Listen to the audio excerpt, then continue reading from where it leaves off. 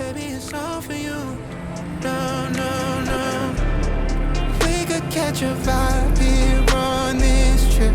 I'm in your soul, you're on my head. I want you at my fingertips all night, all night.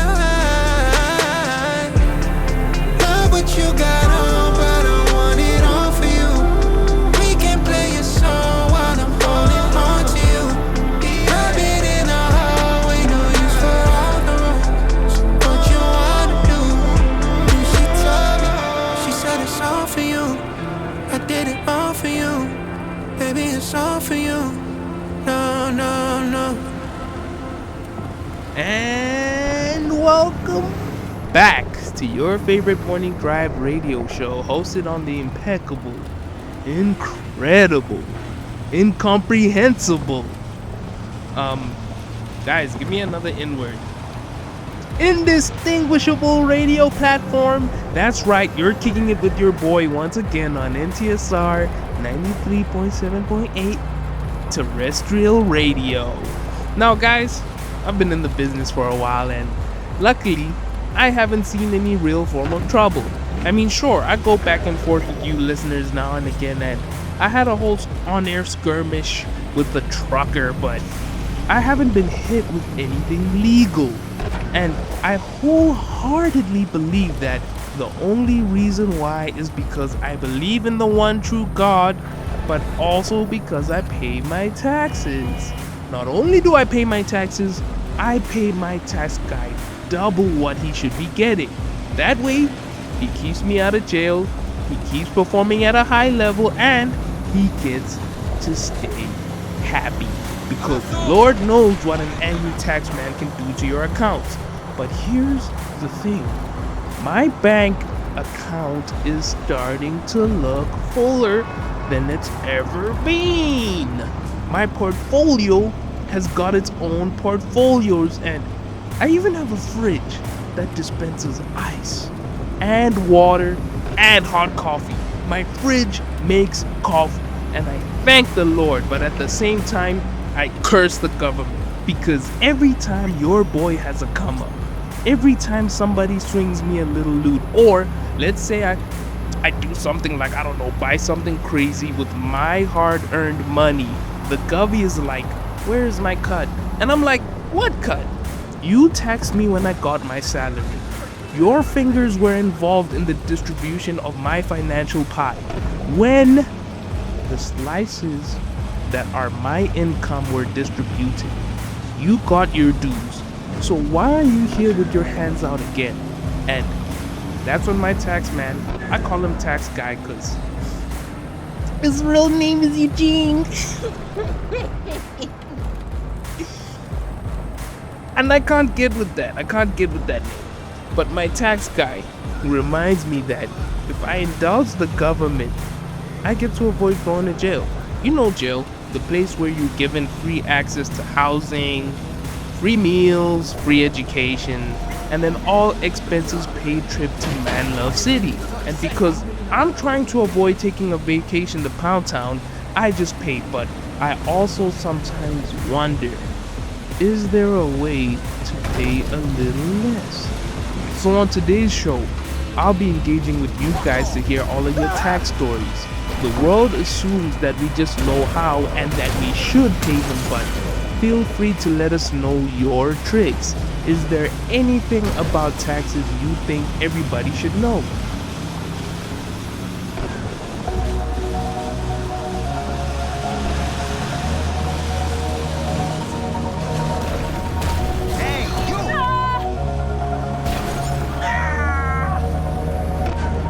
All this time,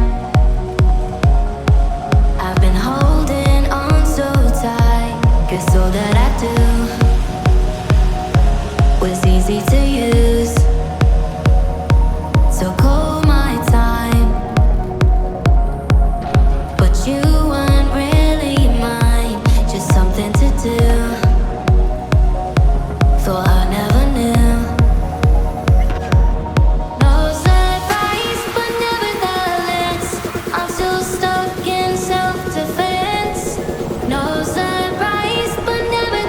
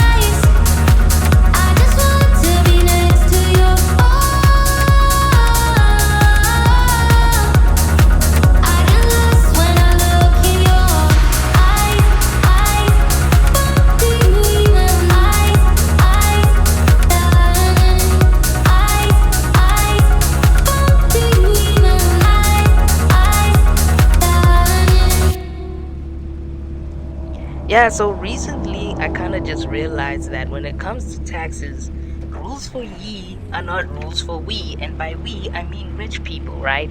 And I do not count myself as one of the rich, but I did learn something interesting about what somebody like Floyd Mayweather was able to do.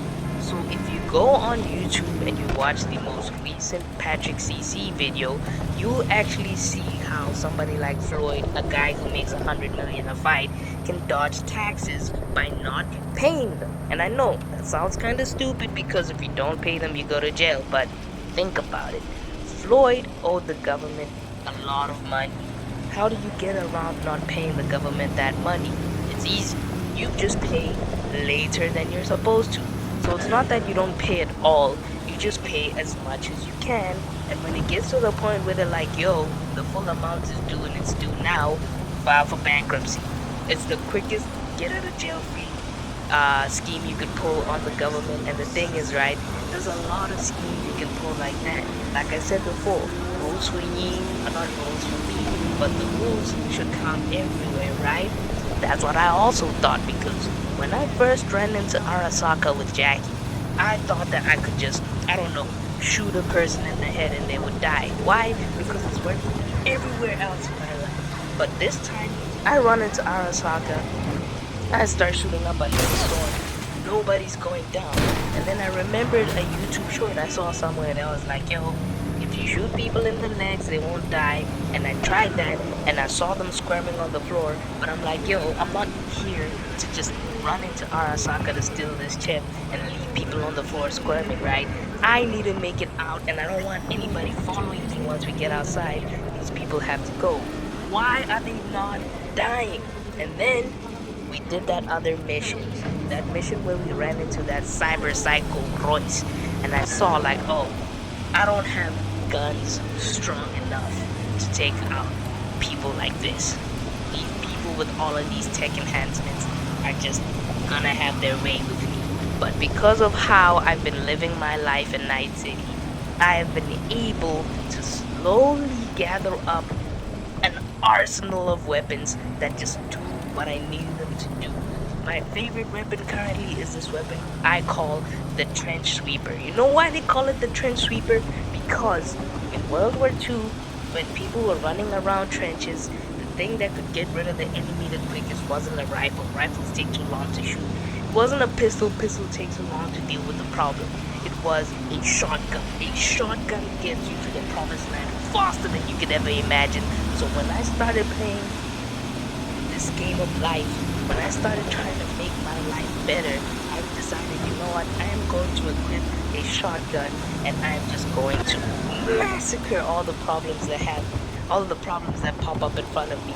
But then I realized, oh, the quickest way to solve my problems is to try out new things. So on assignments where I get sent out and I try to be quiet, even though we all know I don't really do the quiet thing. I walk in and I make a noise. I decided one day, let me just use this pistol to get a headshot. And people started dying. And I was like, what's up with that? Are you telling me that when I first started out trying to become the hardest of the hardest killers in Night City, that the problem with me not being able to get headshots was that I wasn't using a powerful enough gun? Well, now that I have one, guess what? I am gonna try the stealth thing again, and everybody's gonna eat it. Wow, what an absolutely wonderful story yet useless voice note from Anonymous Mac. I don't want anybody to know my name because I can't follow instructions Dean over here. Guys, I'm genuinely trying to learn more about the world of skirting the government. Please teach me the lowdown about taxes. You know, drop all the info they don't want us to know. Yeah, so I don't know if you know this, but if you own stock, like a lot of stock, or you own paintings, you have the easiest get out of jail free card when it comes to dodging taxes you could ever imagine. Because think about it this way, right? When you own assets that cost a lot of money, don't count your house yet. I'm just talking about assets you can move around, right? Something as easy as a painting, something as easy as stock, right? They represent a certain figure, right, when it comes to amount of money. Let's say you have a painting of, I don't know, Picasso's butt cheeks and it's worth like $1 million, right? You take that painting and you put it up as collateral for a loan you'd like to take, right? You take that loan, you use it to go make more money. While you're using that loan to make more money, the people who put that loan against your painting don't necessarily own your painting. While you're still making more money with that loan you got out, that money is represented as debt, and you do not get taxed when you are in debt, right? So you take that money, you flip that bill, you flip it into 2 million, right? When it comes time to come back and pay for the loan, you don't pay for it. What you do is go to the bank, you tell the bank, hey, I have a loan right now that is worth $1 million. The interest rate that you guys decided on, that I agreed on, says that I'm supposed to pay you guys back 1.2 million, right? Let me take another loan out on the same exact painting. And here's the thing, I'll put up another painting as collateral. When you get into that situation, right, they still don't own your paintings. They don't have them physically, right? But now you just got access to more money. Guess what? You were sitting on 2 million, right? Now they give you another million.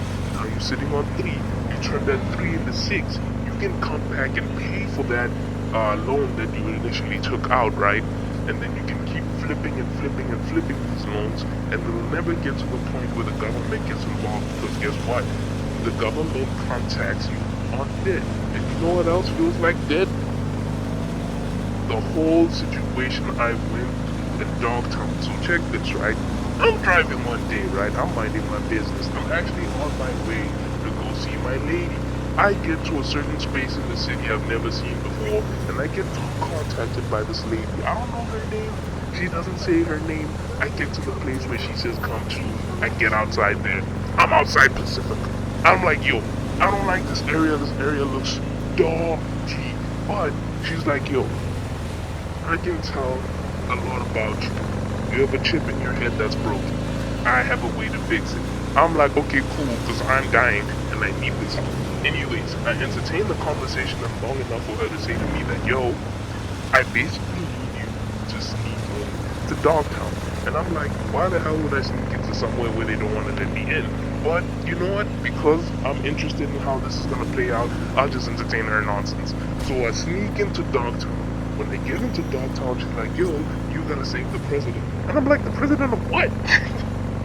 Then she's like, yo, you gotta save the president of the NUSA. And I'm like, what the hell is the NUSA? Anyways, go in, run into the whole Dogtown situation, get to the president. The president's like, wow, I'm so happy to see you. I'm like, okay, cool, who's the person I came to save? Because he said I must come at you, but somebody else knows again. And then she's like, yo, the other person who's supposed to come and get us here. I'm like, okay, cool, whatever. Okay, Prezi, let's get you out of here. When it's time to get the president out of there, I'm telling you, right? Must have been 55,000 niggas showed up at the same time to come kill me, because it was like so many people rocked up. But trust me, I didn't have a problem taking them out.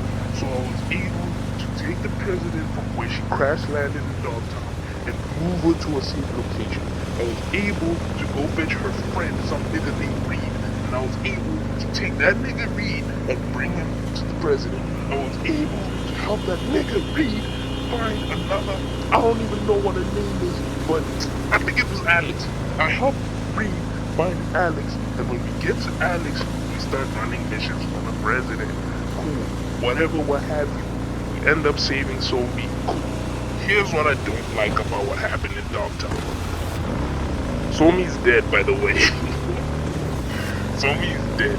So Somi is dead, and everybody blames me. And I do not understand why. Because, here's the thing. When you hand a hammer screws, the screws are going into the wall. It's not going to look pretty, and nobody's going to like the outcome.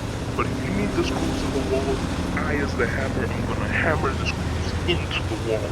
I don't get why Somi dying is something they're gonna put on me. The president is pissed at my performance. Reed is pissed at my performance. Alex is dead. Alex is gone. Alex shouldn't have died. Alex is gone. And for me, I'm wondering, why am I getting voice notes from people trying to tell me that, yo, we're disappointed in the way you handle business. When you met me, I handle business like this. You know me, I'm a loose cannon. I make noise as soon as I walk in. I shoot up a whole building and I'm the last person to walk out of that building. How is it my fault that you wanted to send in a covert spy to me? I don't know covert spy things, but you couldn't get a covert spy, so you found a merc off the streets of Night City, by the way. I'm not from Dogtown, I'm from elsewhere, and then you send me in here and blame me for this. So President Myers, I have a message for you, right? You can go fuck yourself. Guys, what the fuck? Stay on topic. You guys start off by dropping actual knowledge, and just when I feel like I'm going to know all, you drift off into stories about your personal lives. Also, stop talking about these random people like we know who they are. Yeah, I'm not gonna lie, these guys are kind of going crazy with the whole let's pause the lesson to vent about our own problems shtick. Like at first I thought it was a bit, but now you're absolutely right, caller, and just so we don't show you any kind of disrespect, next time, wait for me to introduce you, but go ahead. Do you have any insight you could share with the class on the illustrious world of paying less taxes? Yeah, DJ, I get what you mean. I actually have a lot that I can teach you, right? So, check this, right? I'm talking to my girl the other day, and she's starting to push the whole let's get married thing on top of me, right? And she starts basically explaining the breakdowns for why marriage would help. When two people become one, the government recognize you guys as one unit, right? So how they tax you and how they send you certain, like, I don't know, demands and stuff, how they look at your assets, the kind of tax breaks you can get access to. They're like a whole, like, beneficial thing basically, right? So if you're gonna be in a situation where you're gonna put your name on a paper and you're gonna slide a ring on a girl's finger, you're actually gonna benefit a lot, which is what my girl wanted me to think. But take it this way, right? I don't trust her. My girl thinks she's smarter than she actually is. Check this, right? My girl, her name's Panam, by the way. My girl Panam, right, thinks that she's slick. She says that, hey, the government can give us so many tax breaks if we just get married. She thinks that I don't understand that we're still in California. That's whatever, what have you. Nobody's gonna even complain about that, right? Okay, cool. The laws in Cali are kind of crazy, and I'm not even willing to go through it with her to explain why the laws are crazy. But she only started bringing up this marriage stuff after I invited her to my place. So I got a place in the mega building structure that's in the middle of town, right? I invited her there, we had a young little date, everything was fine. Then I kind of upgraded my life. I started picking up more properties, right? Currently, I'm in the Glen. I really like staying in the Glen. The biggest TV I've ever seen in my life is in my place at the Glen. But I also have a place down near Arasaka in Corporal Town, whatever it's called. I hate the Corporal Town, right? In Corporal Village, I'm gonna keep calling it the wrong thing because I want to show them the utmost disrespect, because every time I go outside, somebody from Arasaka tries to kill me. In Corporal Village, right, I also have a spot, but I also have a spot in Japantown. I showed her the spot in Japantown. She's been to the spot at the Glen. She's seen Corporal Village. Everywhere where I can have a house, I do have a house. And she only started spitting the marriage talk the minute she saw that. But she's trying to trick me. She's like, yo, I'm a nomad. I don't really care about where we are. I just care that we're together. Bitch, there's no toilets in the middle of the Badlands. There's no toilets. I've looked for them. You know how hard it is for me in the Badlands. There's no air conditioning. There's no walls. I've slept in my tent. They set up a tent for me, bro. It's nothing but a mirror, right? A bed, which is not even really a bed, and it's like my closet. That's it. There's no TV. There's no shower. There's no nothing. And she really wants me to come out here, but nah, I'm not gonna do that. And here's the other thing that I didn't even consider. I'm starting to get a whole lot of cars. There's so many cars right now in my virtual garage, you won't even imagine, bruh. Every single car you can get by accident in the city, I am fetching, bruh. That Rayfield, whatever have you, that you can get when you run around with Pan Am, I already have that. And I have a couple of other things, and I don't want to admit it on radio because she's going to come and try to find out what is there. But what I am willing to admit is I am north of 200,000 eddies on my bank account right now, right? She thinks that she'll get access to that if we get married. She is tripping. She's losing her mind. I am not marrying her. She can jump off a cliff. And the reason why I'm saying all of this, even though she is my girl, is because I do not trust her. You know why I don't trust her? I've met people like her before. People who love you whenever you tell them yes, and the minute you tell them no, they hate you. How do I know she's like this? I've looked at the way she treats her buddy Saul. I've looked at the way she treats Rogue. I've looked at the way she treated everybody in her life. I was the first guy to come in and just tell her yes all the time, and she fell in love with me. You think I'm not smart enough to realize that that's a sick person? She's sick in the head. The day I tell her no, what is she gonna do to me? Listeners, I just want y'all to know that I've tried to be fair today. I've tried to let people get whatever is on their chest off. I've listened. Did you hear how I didn't even interrupt that last caller? But again, like what the fuck? Can we just talk about taxes? I can't speak for every friend group, but for most of us, we all have that one friend who swears they're a cinephile. Name a movie and they've seen it. Describe a storyline and they'll tell you who's in it, and somehow they know every actor that's ever acted. But when it comes to opinions about movies, they can get a little hectic with their breakdowns. However, that's no longer the case, because right now, for the low price of absolutely free, you can hear the raw, uncut thoughts of a cinephile at Let's Talk Movies with Nati. That's Let's Talk Movies with Nati, a brand new movie breakdown channel on YouTube. Just search at Movies with Nati to hear what your cinephile friends' thoughts actually sound like.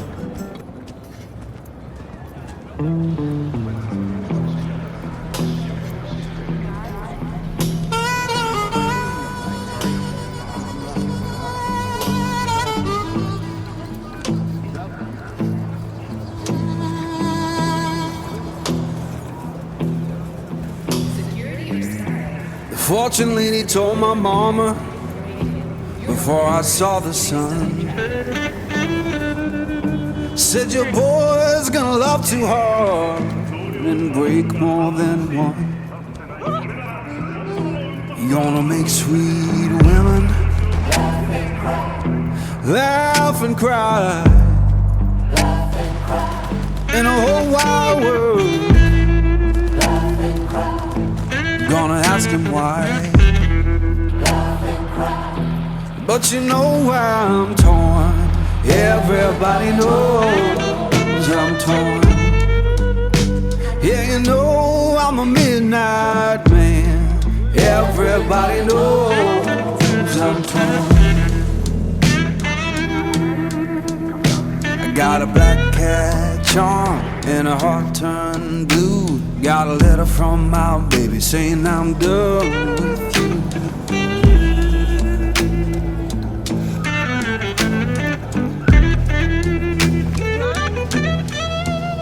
I'm gonna make you good, lead me by my hand. Then the crowd gon' cry for the midnight man. Love and cry.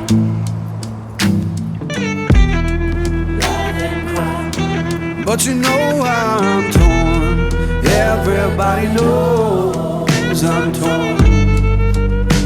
Yeah, you know I'm a midnight man. Everybody knows I'm torn.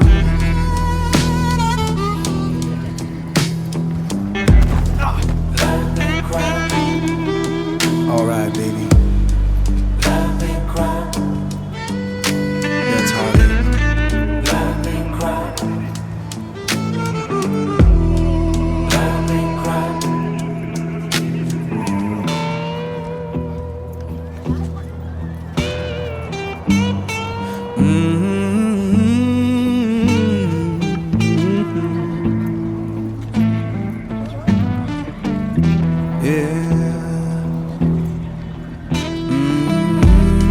Torn, oh baby.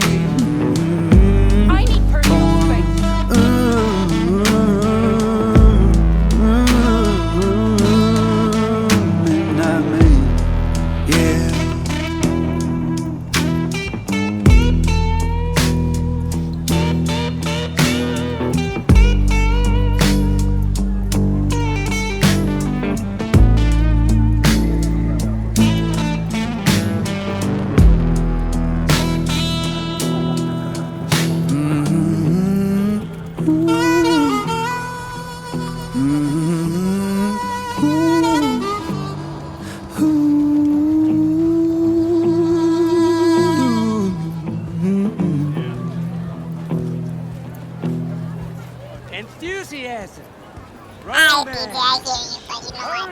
I'm gonna make it simple. Fuck everything you're talking about. Fuck these taxes. Fuck everything you're trying to do with the government. I got a message for Adam Smasher.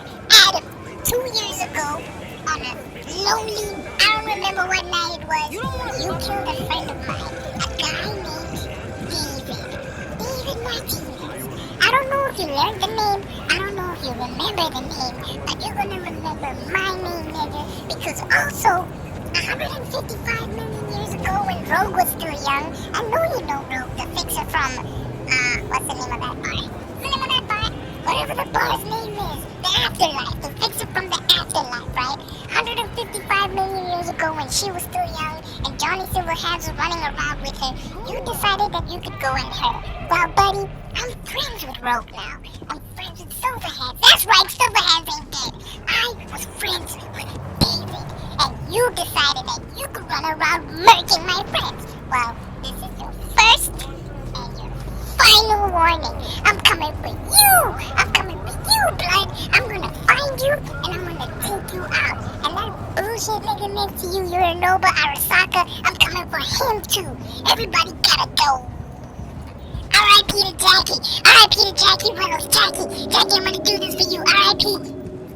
I finally figured it out. You goobers thought you could hide it from me, but nah, DJ is paying attention. I know what y'all are talking about. You're talking about that game. You sneaky bastards. Man, what's the name of that game? Oh, you goof troops almost got me. Wow, this has been quite a crazy day. I can't believe they're finally talking about a topic I like to talk about, which is money. So, DJ, NTSR audience, check this, right? If you are currently receiving a salary and you're keeping your money in the bank, you are making a mistake. I know a whole lot of rich people will tell you that, hey, you need to move your money out of the bank and invest in stocks and make your money work for you and make it work while you're sleeping. Bullshit. Anyways, check this, right?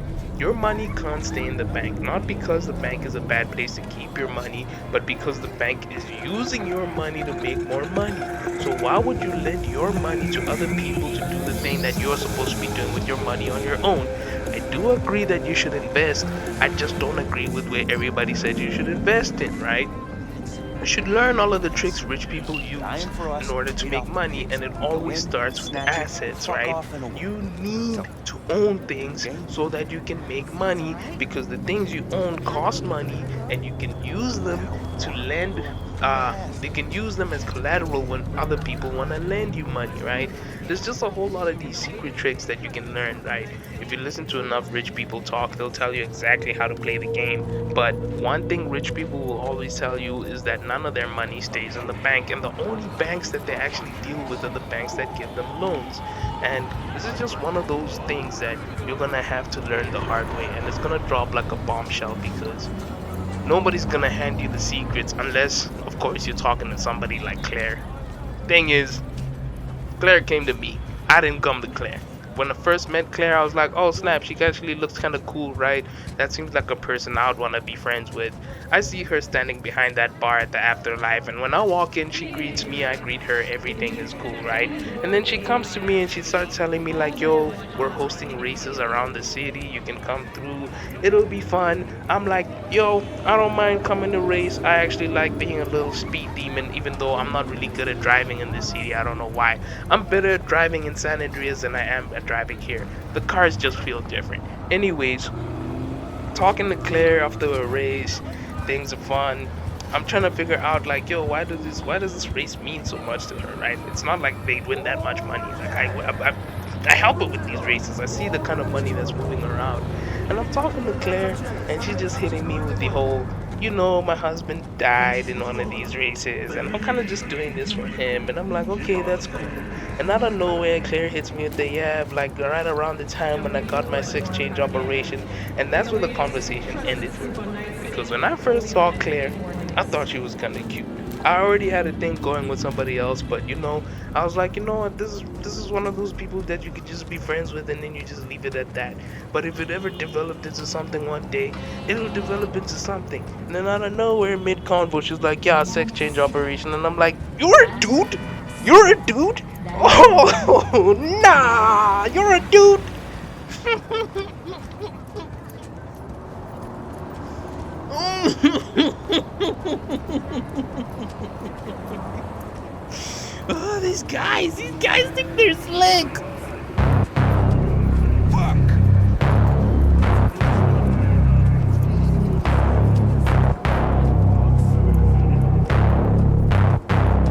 Yeah.